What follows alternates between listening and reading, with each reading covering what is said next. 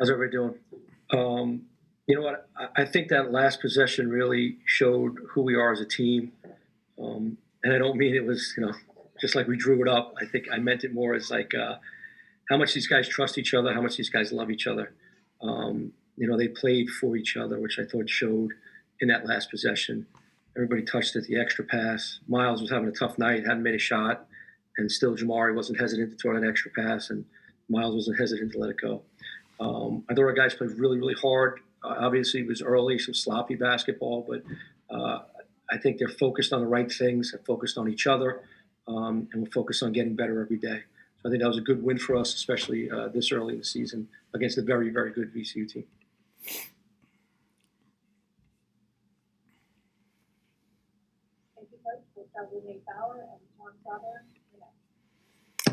Hey, Jim. We'll start with you, and John Sauber, you're next. Jim, what did you draw up for that last possession? Nothing. No. You know what? We just talked. It was a tie game. We knew we have about 10 seconds on the clock, a little under. So it was, we have a play that we run, and it's dictated. We have 3 outlets to get the ball to. And then at that point, just be aggressive and attack the rim. So it ended up in Zay's hands, and we told Zay, let's attack the rim. They did a good job of shutting him off, so we just spread for each other. They did an extra pass, and then it came to Jamari, could have had the time to attack, and he threw the extra. So it was really just a play that we run. We ran a lot of it actually today. People might not have realized it against that pressure, but at that point, it was more about attacking the rim, very much like they did in that situation. John Sauber, you've got the next question. Otis Lyons, you're on deck. Jim, what made you have Miles on the court there at the end of the game? He only finished with 9 minutes in the game and like you said, had been struggling up until that point. Miles has a lot of experience. He's got a lot of game experience. He's got a lot of winning experience in this program. And he's a guy that we just trust a lot. This is his 3rd game winner in his Penn State career. He's a very good inbounder, and he knows how to play basketball. So at that point, it was just a decision to get him into the game. And obviously the ball got swung to him, and he made it. I think everybody trusts Miles. Otis Lyons, you have the next question. Corey Geiger, you're on deck. Hi, Coach. Obviously, Seth Lundy had a massive game. Do you see him being the primary offensive target going forward, or do you think this is a team that's more going to win by committee? I think we're a team that wins by committee. I do. I think we're a team that's really balanced. I think it could be a different guy each night. Like it was Jamari in the last game, right? He had a great night scoring. And then tonight he really didn't score, but he had a ton of assists, a ton of rebounds. So tonight, Seth was the guy that was open, and he has the ability to knock down shots and make plays. And I think that's what's going to give us a chance to be pretty good, is that we have a lot of threats on the floor, and the guys trust each other, and whoever's night it's going to be has the ability to do it.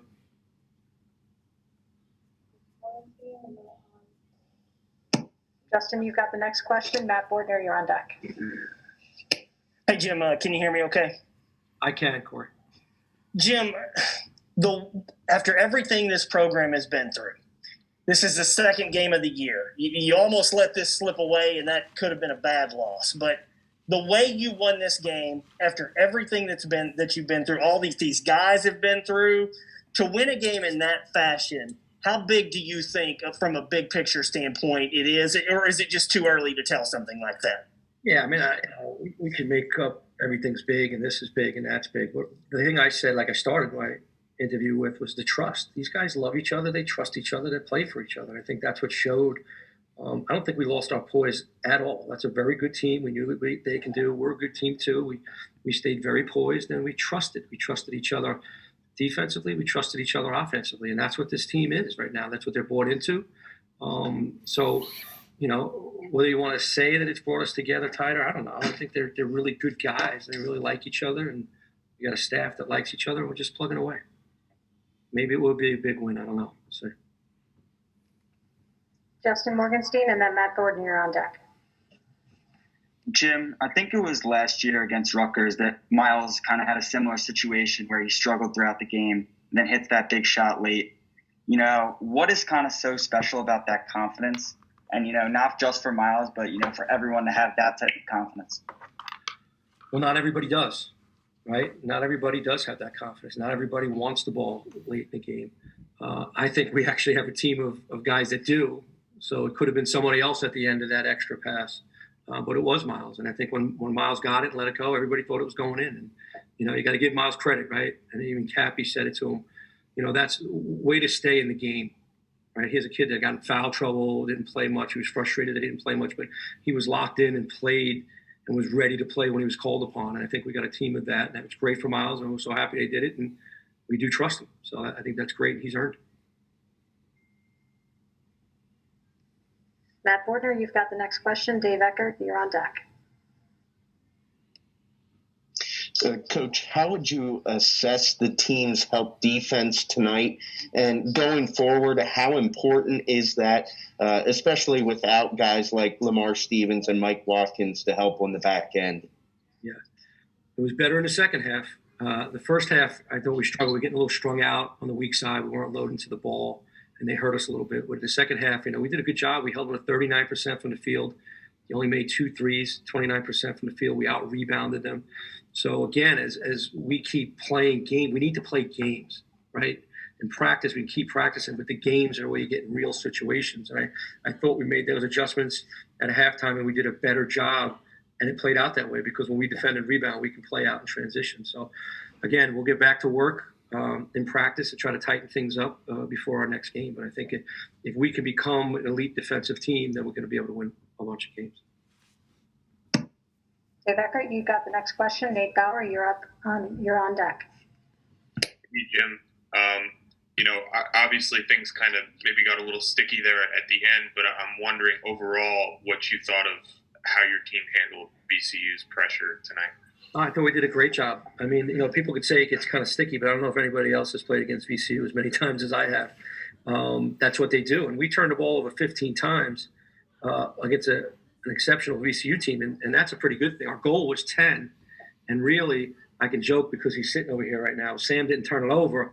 Late in the game there, we would have ended probably with around 12 or 13 turnovers, and that's exceptional. And then you can beat a team like that. I thought we handled the pressure fantastic today because we have multiple guys that can really handle the basketball, and we're very unselfish. So I knew we were built to play against this team.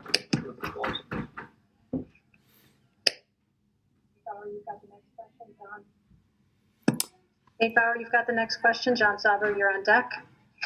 Jim, do you have a sense yet of your rotations and starters? I mean, is that something that's going to change game by game, or is this kind of what you want to do? I mean, it could. It's so early right now. I think we're pretty comfortable with our starters, our rotation. It could expand. We needed to expand a little bit, obviously, as we get into Big Ten play. But the versatility that we have, and the guys that come off the bench can sub in at multiple positions, so that's pretty comfortable to have.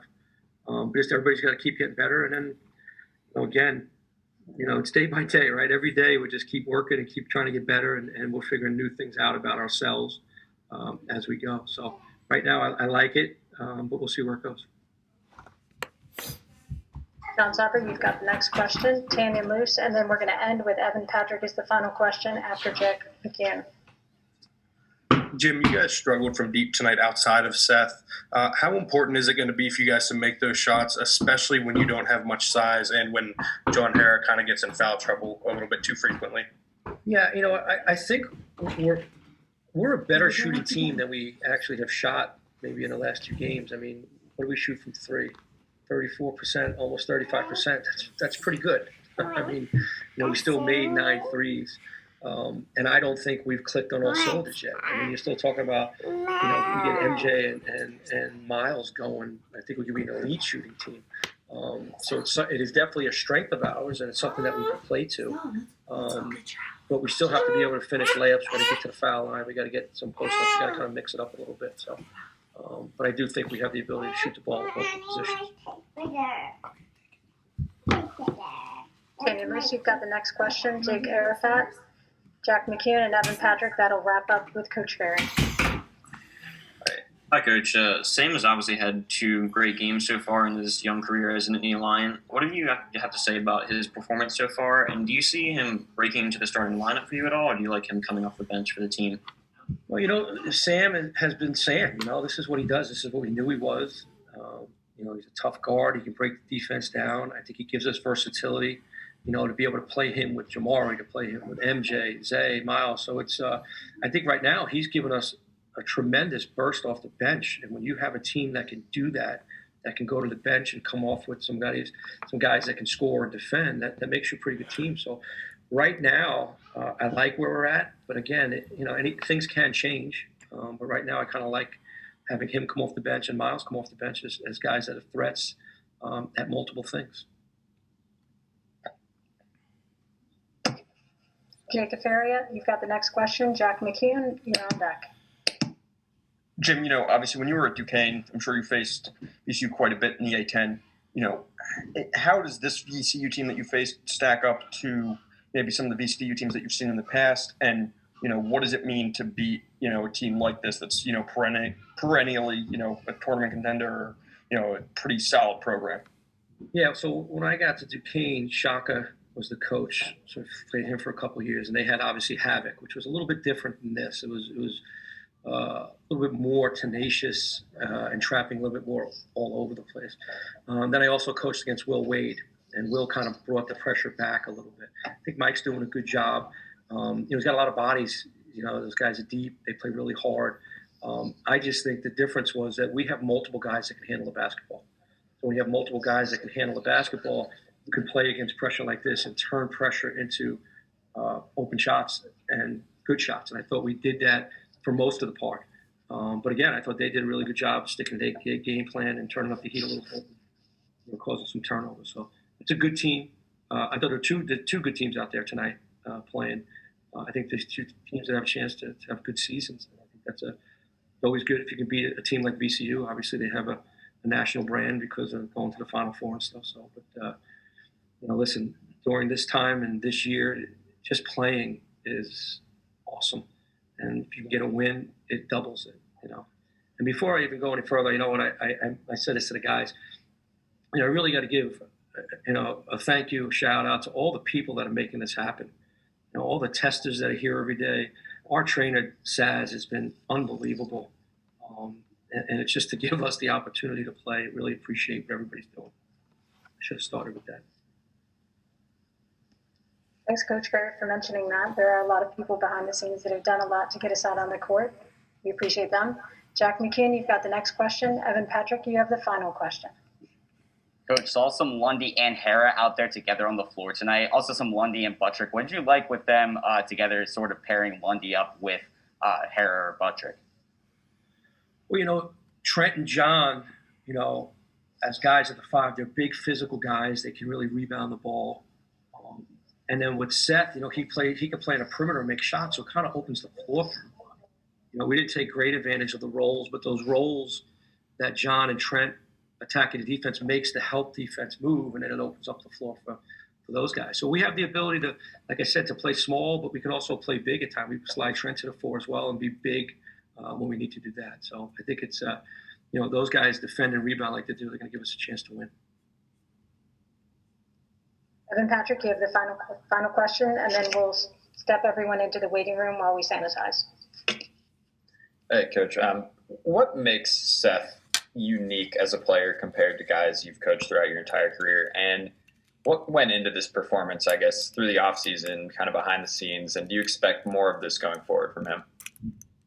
Seth's really worked on his game, like a lot of our guys have. And I think last year was a great experience for Seth playing behind arguably one of the best players in the history of the school, in Lamar, and Seth, the biggest thing that we've been trying to talk to Seth about is Seth, just be Seth, coming from the same high school as Lamar having the same, similar bodies and games and even haircuts, right? Seth's over there, so I said it. But it's just him being Seth, you know what I mean, and him being comfortable in himself and doing that instead of worrying about trying to be like Lamar. Because their games are different. I mean, Seth can really shoot the basketball, and I think he's mixing things up a little bit. So it's just nice to see these guys get rewarded for all the work that they've put in. When you see it on the court in a game that counts, it's just nice, and it's rewarding, and it sends the message to the younger guys that, hard work will pay off.